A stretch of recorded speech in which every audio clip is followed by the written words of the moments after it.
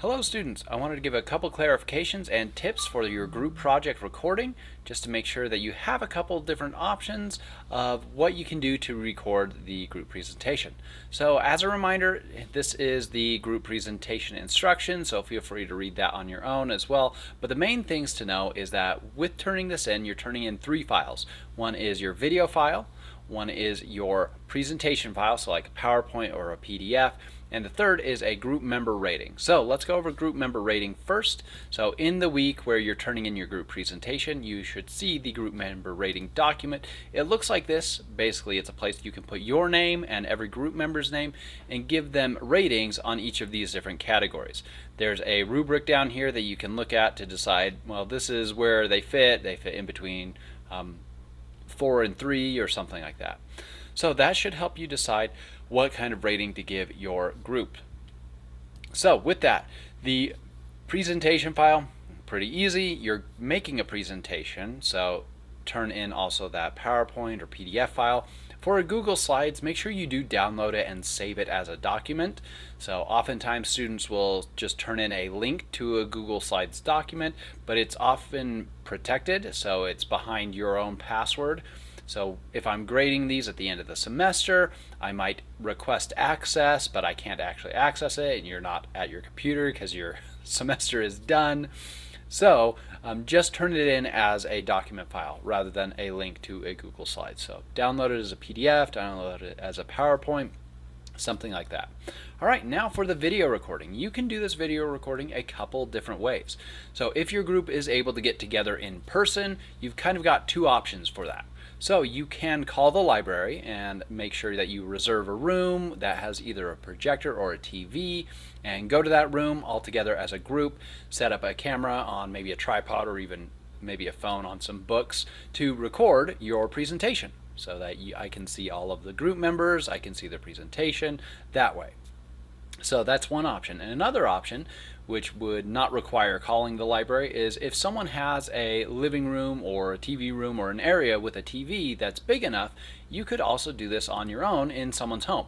So connect your laptop to a TV and just in that room you could present as a group. Again, just have your camera or phone on, say, some books or a tripod or something like that, so that I can see your group presenting together as well as the presentation on the bigger screen. So that's 2 ways that you could do this in person, again in someone's house or in the library. You can reserve some space. Another option would be to use screen recording or screen capture software. So if you use something like Zoom for your meeting, or also Microsoft Teams does this, you have a record function. So with this, you would just be presenting, you could share your screen, you could share the presentation, and probably one person will have to do the slides going through rather than unsharing and resharing for someone else. That'll just add some complexity to it. But click that record button, and then after you finish your meeting, you finish your presentation and end that meeting, it will save that file. Zoom will save that file somewhere on your computer. So Microsoft Teams is similar, but rather than saving it onto your computer, you'll just need to download it from a link that Microsoft Teams gives you.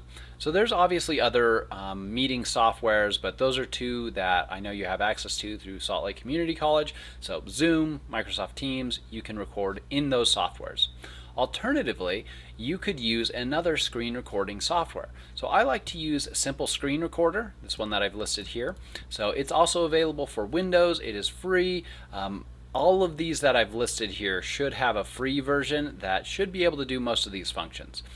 One thing to make sure with any of these screen recording softwares, make sure that they're getting audio from you as well as the other group members. So if I was the one recording the meeting and then 3 other people were talking, I would have to check my settings to make sure that the recording in Zoom or Simple Screen Recorder was also getting the audio coming through my computer. One way that I deal with that, just to make it easier on myself, because sometimes when the programs update or something like that, I don't want to hunt through the software, I will literally take a microphone, so this is one I'm using for myself right now, and I will point it right in front of a speaker when someone else is talking. So literally like my computer speakers, the wires aren't going to let me pull it out. But I would pull my speaker, put the microphone right next to the speaker, so the sound from the other meeting members, so your other group members, is going into the microphone. So you don't have to have a microphone to do that. Most of these softwares can record the audio from the computer. Some of them, it might be behind a paywall, so don't do that if that's the case. But do make sure as you record your meeting, whether it's through Zoom, Microsoft Teams, or a screen capture program, that you are getting the audio from everybody. So if I was to do this, how I would probably do it was we'd meet in Zoom, but rather than asking Zoom to record, I would record using Simple Screen Recorder. So I'd open up Simple Screen Recorder, I'd say, hey, start recording, I'd make sure the settings were all right, and then we would all present. And I would make sure that I was either using the microphone to get audio from other people or that it was recording the computer audio. So with that, there's a couple different ways you can record your meetings. Again, you could record in the library in person, you could record in someone's house in person, you could record through just the software that's default in Zoom or Microsoft Teams. You could use something like Zoom and Microsoft Teams and then use a screen capture software. So Simple Screen Recorder works on Linux and Windows. OBS Studio works on Windows and Mac. Screencast-O-Matic, I have used that one a few years ago though. It can work on Windows and Mac as well. And then I've not used QuickTime Player, but I believe that that works on Mac as well. So test and double check that your recording is going to get everybody's audio and the presentation is going to work out well. So then when you turn it in, I will have a video file, whether it's like from your camera in person or whether it's a recording of Zoom or a screen capture recording like Simple Screen Recorder. So I have a video file.